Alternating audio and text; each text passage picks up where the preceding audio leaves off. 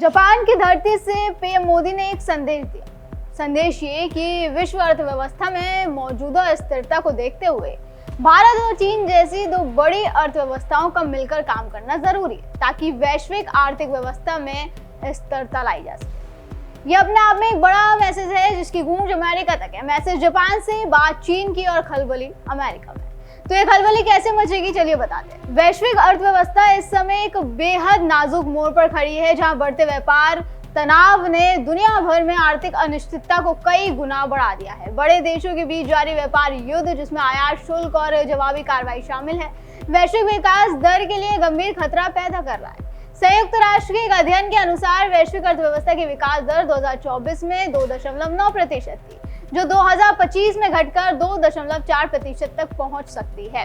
अंतर्राष्ट्रीय मुद्रा कोष यानी IMF ने भी व्यापार तनाव और वैश्विक अनिश्चितता के कारण भारत की आर्थिक विकास दर का अनुमान घटाकर 6.2% कर दिया है। हालांकि IMF ने जुलाई 2025 में अपने विश्व आर्थिक परिदृश्य अपडेट में वैश्विक आर्थिक विकास पुनर्अनुमानों में थोड़ी वृद्धि की है, जो 2025 में 3% और 2026 में 3.1% तक पहुंचने का अनुमान। IMF ने अमेरिकी व्यापार नीतियों के प्रभाव की समीक्षा के बाद ये बदलाव किया है, जिसमें पाया गया कि ट्रंप द्वारा लागू किए गए टैरिफ से पहले जितना नुकसान होने की आशंका थी उतना असर नहीं पड़ा, लेकिन कहीं ना कहीं टैरिफ वॉर ने ग्लोबल इकोनॉमी पर संकट ला दिया है। इससे पहले कोविड-19, रूस यूक्रेन वॉर ने भी ग्लोबल इकोनॉमी पर बहुत ज्यादा असर डाला है। ऐसे में पीएम मोदी के मुताबिक चीन, जापान और भारत का गठजोड़ ग्लोबल इकोनॉमी के लिए फायदेमंद साबित हो सकता है।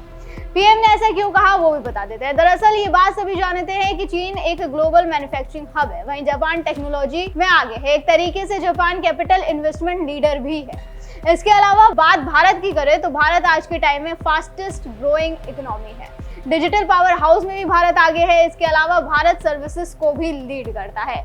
ऐसे में तीनों देशों का ग्लोबल इकोनॉमी में महत्वपूर्ण भूमिका निभाना एक बड़ा काम है।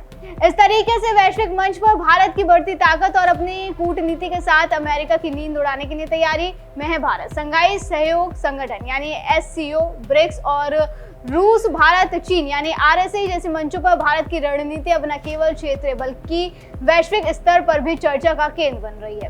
पीएम मोदी के स्टेटमेंट से साफ है कि भारत अब एक ऐसी खिचड़ी पकाने जा रहा है जिससे डोनाल्ड ट्रंप के होश उड़ने वाले हैं। भारत ने SCO, ब्रिक्स और RSA जैसे संगठनों में अपनी सक्रियता बढ़ाकर अमेरिका के दबदबे को चुनौती देने की ठान ली है। ये तीनों मंच भारत के लिए अपनी कूटनीति और आर्थिक रणनीति को लागू करने के लिए महत्वपूर्ण है। SCO में भारत और चीन की हालिया बैठकें और रूस के साथ सहयोग ने अमेरिका की चिंताएं बढ़ा दी है। जियोपॉलिटिक्स में इस वक्त खलबली मची हुई है। वजह पीएम मोदी और चीनी राष्ट्रपति शी जिनपिंग की मुलाकात की खबरें। कहा जा रहा है कि पीएम मोदी जिनपिंग से 2 बार द्विपक्षीय मुलाकात करेंगे, जो अपने आप में बेहद अहम रहने वाली है। सबकी नजरें इस पर टिकी है कि दोनों देशों के बीच आखिर किन मुद्दों पर चर्चा की जाएगी। लेकिन इससे एक बात तो साफ है कि भारत अब एक ऐसा गठजोड़ बनाने जा रहा है जो ट्रंप टैरिफ को करारा झटका देगा।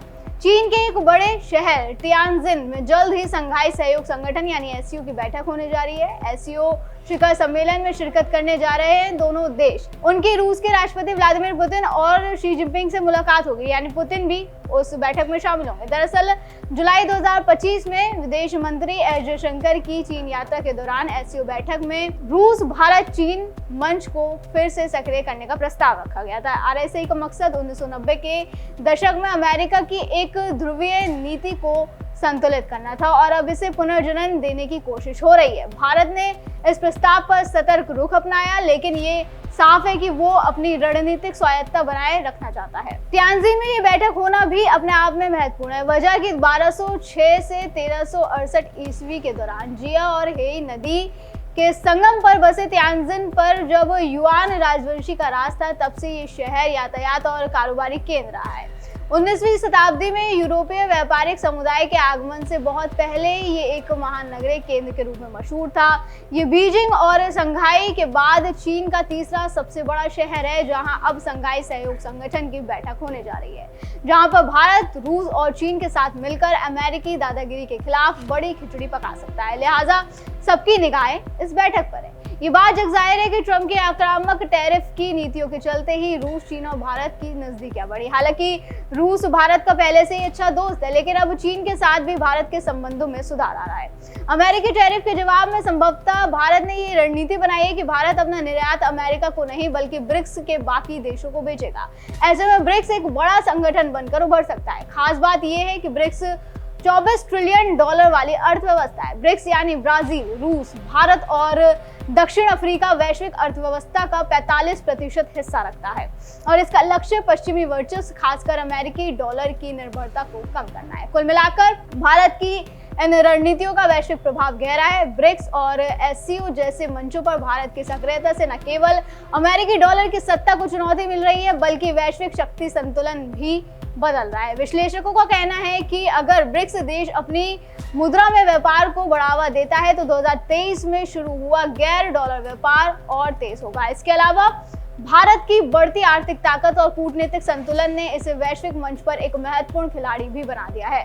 अमेरिका की नीतियों जैसे ईरान पर हमले और टैरिफ युद्ध ने भी भारत को अपनी स्वतंत्र नीतियों पर जोर देने के लिए प्रेरित किया। अब देखना होगा कि क्या वाकई अब भारत, जापान, चीन मिलकर कोई बड़ा खेल करने वाले हैं और तीनों देश मिलकर कितना ग्लोबल इकोनॉमी को फायदा पहुंचाएंगे। दर्शकों, भारत की इस कूटनीति पर आपका क्या कहना है, हमें कमेंट करके जरूर बताएं। फिलहाल आज की वीडियो में बस इतना ही। अगली बार फिर होगी मुलाकात। आप देखते रहिए GNP इंडिया, हर खबर भरोसे के साथ।